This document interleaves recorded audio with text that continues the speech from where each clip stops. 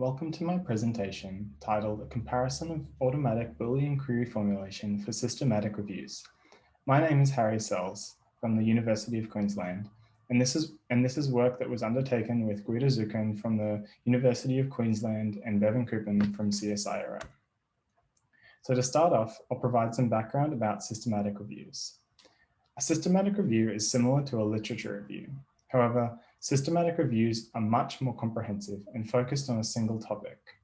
They're used extensively in medicine to guide clinical decisions, inform practice and policymaking, and provide evidence. They're seen as the highest quality form of evidence in medicine.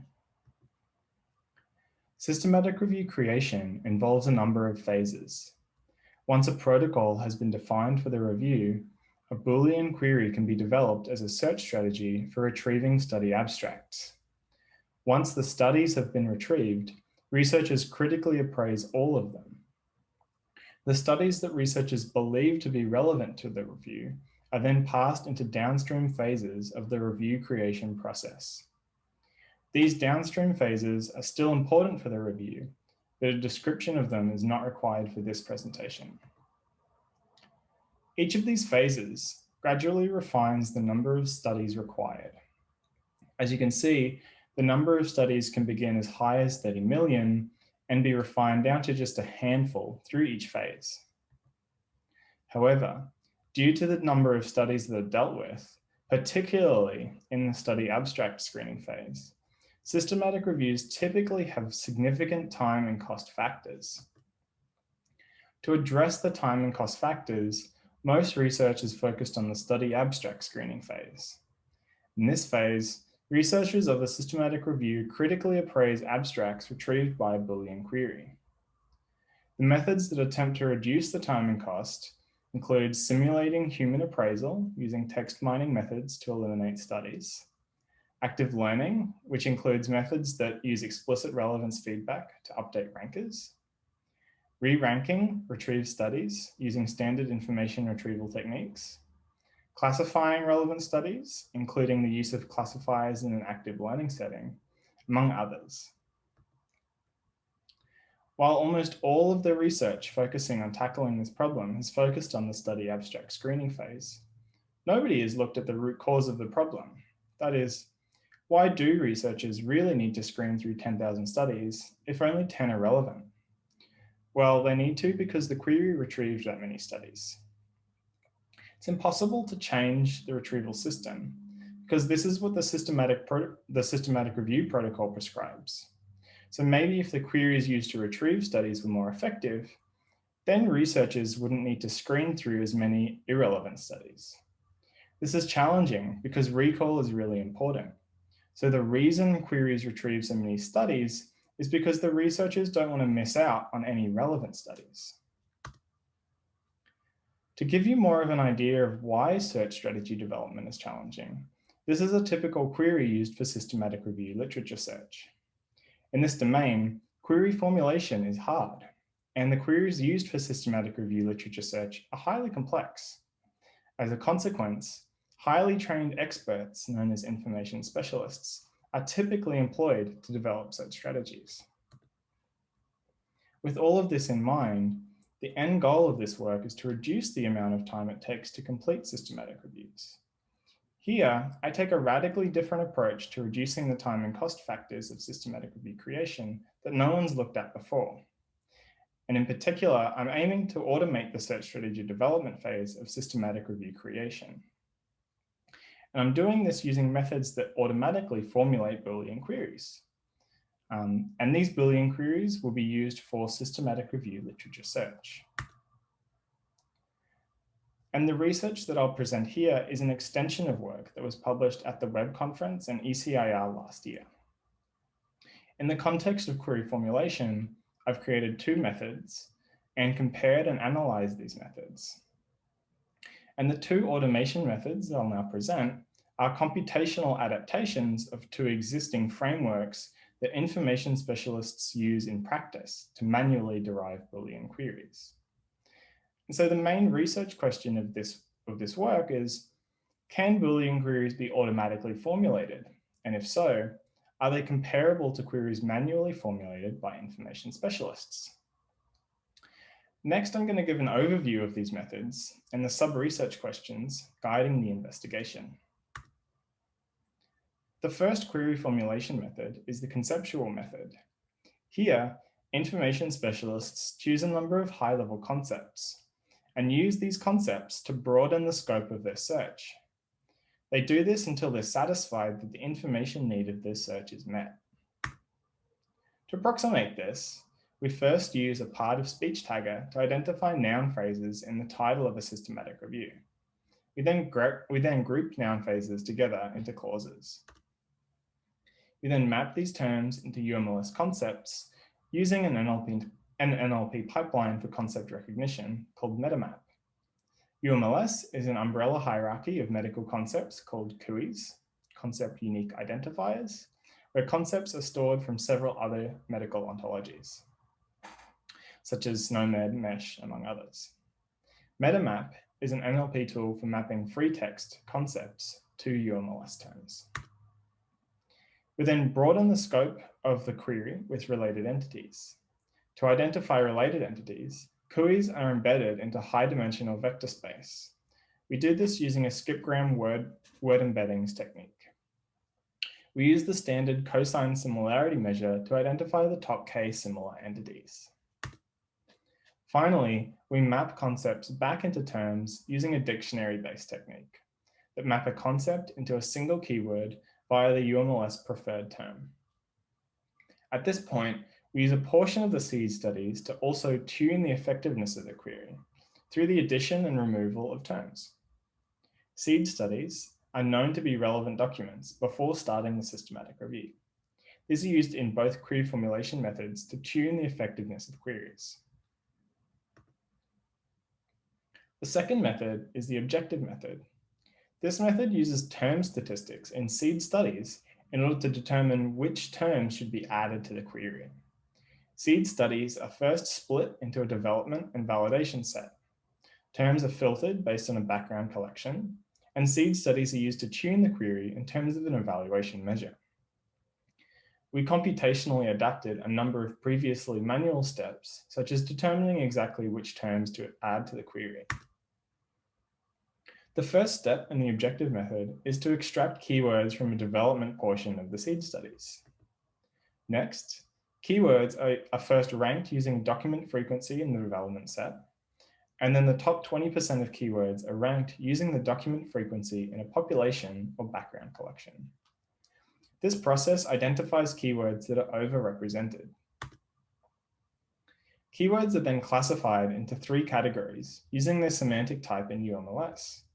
A combination of terms that maximize an evaluation measure on the validation set is then chosen, and the result is the final Boolean query. The exact way the optimal choice of terms is decided in these methods is described in further detail in the paper. In both the conceptual and objective method, we instantiate each with a slightly different variation. For example, the use of terms or terms and phrases. These instantiations are covered in more detail in the paper and are not important for the high-level takeaways of this presentation. So to guide the investigation into query formulation methods, we came up with the following research question. 1, how does automatic query formulation compare in terms of search effectiveness? 2, what factors of automatically formulated queries contribute the most to effectiveness? 3, how sensitive to variation in the initial seed studies are the automatic query formulation approaches? And 4, which automatic query formulation method provides the most effective starting point for manual refinement? So now looking at the first research question. Both of these tables contain the average performance of queries, where the top table is queries tuned for precision, and the bottom table is queries tuned for recall. The values that are bold indicate the highest performing evaluation measure. We found that the conceptual method was not as effective as the objective method. However, the objective method saw a higher trade-off in terms of precision and recall. So although the objective method was able to achieve a higher precision and recall, depending on which measure was tuned for, the trade-off between precision and recall was much larger than the conceptual method. Note that there were many more methods developed, instantiated, than the ones I've chosen to show here, and it's just that these are the most effective for these evaluation measures. And overall, we found that the automatic query formulation methods investigated in this work are only somewhat effective compared to the original manually formulated queries by information specialists. It's worth noting that the original manually formulated queries have undergone the scrutiny of colleagues in peer review. These steps are likely to greatly improve the quality and effectiveness of queries, making this comparison more stringent. We also studied which factors make queries more effective. To do this, we investigated correlations between factors that may contribute to effectiveness and actual query effectiveness. The first factor we investigated was the choice of keywords, specifically phrases and mesh keywords. Mesh is a controlled terminology similar to UMLS used in PubMed. This figure on the screen is the effectiveness for manually formulated queries. Interestingly, while phrases caused a decrease in retrieval effectiveness for most automatically formulated queries, the addition of phrases is correlated with retrieval effectiveness for the original queries. These findings suggest that the more effective queries contained both phrases and mesh terms, and that both phrases and mesh terms are conducive of effectiveness. More importantly, we found that while more phrases can have a positive impact on the effectiveness of the query, the choice of phrases is more important. This figure furthers the point that not only is the identification of correct terms important, but also the way in which those terms are combined in a Boolean expression. This figure illustrates the normalized overlap of terms between the original manually formulated queries and each instantiation of an automatic query formulation method. Most automatically formulated queries have less than 10% of terms in common with the original queries. Drawing your attention to the diamond and the star, the method with a star has the highest recall and the method with a diamond has the highest precision. And this suggests that in order to obtain a high recall, the choice of keywords is less important than the way keywords are combined in the Boolean expression, as although the diamond method has a higher overlap in terms of the star method, suggesting that they are more similar to the original queries, they obtain almost double the recall. The second factor that we investigated is the number of seed studies used in query formulation. Each topic may have a different number of seed studies as input. And note that this is reflective of reality, as there's no set number of seed studies used in query formulation. So it's possible that an information specialist is provided many, one, or even no seed studies to develop a query. We perform this analysis with the intuition that the more seed studies that can be used, the more successful a query formulation method should be at producing an effective query. First, looking at the conceptual methods. The number of seed studies is weakly negatively correlated with precision, but more strongly correlated with recall. Next, investigating the objective instantiations, we see that more seed studies are more strongly correlated with precision and less correlated with recall. For the objective-based approaches, more seed studies does not necessarily correlate with any increase in recall, apart from the methods that use terms instead of phrases, where more seed studies do correlate with more effective queries. Overall, we found that the choice of keywords is more important than the number of keywords, and that the more seed studies that were used for automatic query formulation, the more effective queries were. The next research question was around seed studies and their impact on the variance of effectiveness. This plot illustrates the findings for this research question. The average performance of the automatically formulated queries is indicated by the dashed line. And each topic is represented as a box, where the size of the box plot indicates the amount of variance in effectiveness, given different perturbations of seed studies. First, looking at the two methods when tuned for precision. The conceptual method has an overall poor performance in terms of precision, whereas the objective method achieves a higher performance. However, there's considerable variance in the most effective topics for the objective method. Looking at recall, the conceptual method has a very high variance, and some topics retrieve no relevant studies at all. For the objective method, strangely, the average recall is lower, but the variance is lower than the conceptual method. So although the variance for recall in the objective method is lower than the conceptual method is still able to achieve a slightly higher overall average performance. Now looking at the methods that optimized recall, the most dramatic difference appears from the objective method. Looking at the objective method, the results suggest much lower variance than the conceptual, while achieving much higher recall.